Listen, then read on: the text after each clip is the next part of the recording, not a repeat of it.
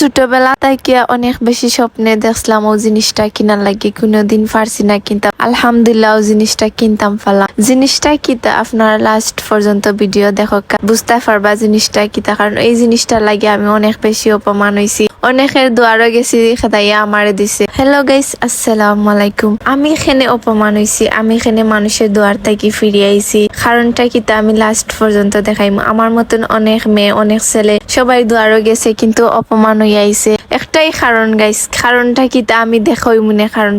কারণটা কিতা আমি বিয়ানি বাজার গেছি, এতদিন পরে বাপর বাড়ি গেছি, সবাই সাথে ধর ফ্যামিলির সবাই সাথে, সবাই আত্মীয় স্বজনের বাড়ি যাইমু, দাওয়াত খাইমু, তা পারলাম না। পাহাড়ি মানুষের লাগে আইলাম গাইস শ্রীমঙ্গল। এখানে আইসি শ্রীমঙ্গল, সবাই ঈদের সালামি পায়, কিন্তু আমি গাইস পাইছি না ঈদের সালাম। আমার ঈদের সালাম নাকি শোরুমের মাঝে আছে। আমার দুই বোনটা নিয়ে আমি আমার ঈদের সালামি দেখানি চাইলাম যে আমার ঈদের সালামি কিতা আছে শ্রীমঙ্গল। ওরা তারা করি বিয়ানি বাজার থেকে কমলগঞ্জ এলাম, কমলগঞ্জ আইয়া ওরা তারা করি গেলাম গিয়ে গাইস শ্রীমঙ্গল। ওখানে গিয়া দেখলাম কিতা আছে আমার লাগে, ওখানে কিতা অপেক্ষা করে। শ্রীমঙ্গল যাওয়ার পথে হঠাৎ করে আমরা গাড়ি থামি গেল, ডরাই গেলাম। গাড়ি এখানে থামলো গাইস, এত সুন্দর ডেঞ্জার, এত সুন্দর ভিউ, মানে হিন্দি মুভির মতন। আমি তো দেখে অনেক বেশি খুশি হয়ে গেছি। আমার পর ঘুম থেকে উঠে গেছে ট্রেনের শব্দ, যে কিতা ওখানে যার এত পরিমাণে শব্দ করে গাইস। আমি এত ভাল লাগে, এত সুন্দর ভিউ, মানে তুমি বাংলাদেশের যেখানে যাও না কেন এত সুন্দর ভিউ পাইতেন। শ্রীমঙ্গলের মতন সৌন্দর্য ওই তো পারে না।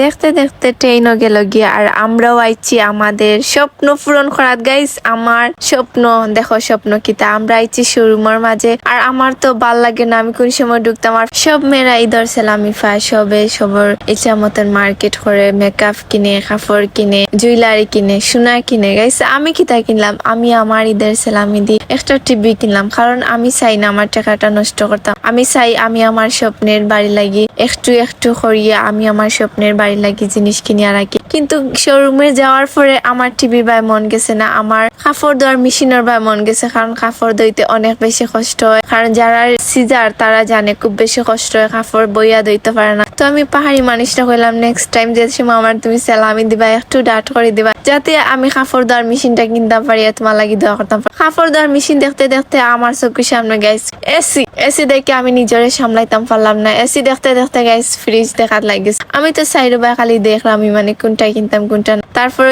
ওখানে বইয়া তারা লগে গল্প করা, যে কিলা খান ফ্রিজ বা টিভি সবকিছুর দাম আমি জিজ্ঞাসা করা, খালি কিনা লাগি গাইস। পাহাড়ি মানুষের ফটাই আমি সবকিছুর দাম ওখানে জিজ্ঞাসা করেছি। তারপরে ভাই আমার নিয়ে গেছেন ওখানে টিভি দেখানি। ওখান থেকে ভাইয়া আমার ডাকি আনিছেন টিভির কালার দেখানি, যে টিভিটা কিরকম কালার, সবকিছু ঠিক আছে নি, সাউন্ড ঠিক আছে নি। কিন্তু গাইস সাউন্ড ঠিক করাত লাগে, কালার ঠিক করাত লাগে ভাইয়ে পাহাড়ি মানুষ ইউটিউব চ্যানেল গেছেন গাইস। গিয়া আমার সব থেকে প্রিয় গান কল যায় মাইরা খুব ও গানটা লাগাইছেন গাইস। আমি তো অবাক হয়ে গেছি, কারণ আলহামদুলিল্লাহ প্রথমবার আমি আমার নিজের গান নিজের টিভিতে দেখতাম ফেলা। অনেক বেশি খুশি লাগে। সবকিছু আপনারা দোয়া। আর ওই যে আমি কইছিলাম না অনেক অপমান হয়েছি, অনেক মানুষের গাইল খাইছি, সত্যি যে একটা বাস্তব আমি কথা কইরাম। অনেক মানুষে অনেক কিছু কইছে, হয়তো বা আমি মানুষের গড়ে গেছি গাইস টিভি দেখাত, মানুষের দরজা লাগাই দিছে, লাইট অফ করে দিছে, রুমটা কিবা করে দিলাইছে। এরকম আমার মতন অনেক মানুষ আছে। আমি শুধু এরকম যে অপমান হয়েছি এলাকান কিছু না। কিন্তু এখন গাইস আমার টিভি আছে, কিন্তু আমার সময় নাই দেখা। আর যে সময় আমার সময় আসলো তখন আমার টিভি আসলো না।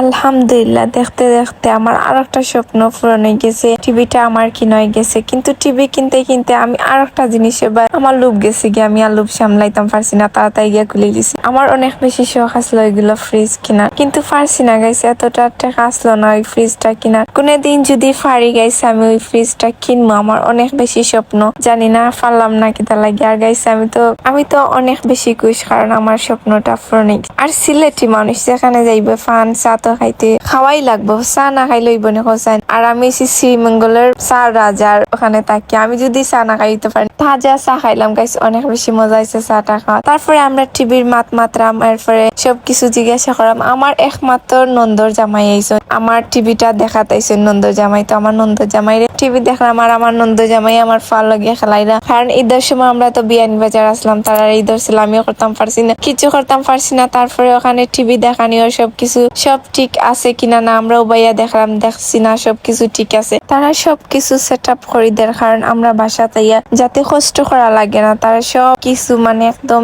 শুধু আমরা বাসা তাইয়া ওয়াইফাইটা সেটিং করছি, আর কিছু করা লাগছে না ওখানে। আর তারপরে আমার ফুয়া তো টিভি দেখে বাফর উড়ো বইতে চান না, নিচে নামি গেছে। নিচে নামার পরে সব কি আমার ফুয়ার পছন্দের গজলটা আমার ফুয়ার সামনে দোয়াইছে, কারণ ওই গজলটা আমার ফুয়া অনেক বেশি বালা।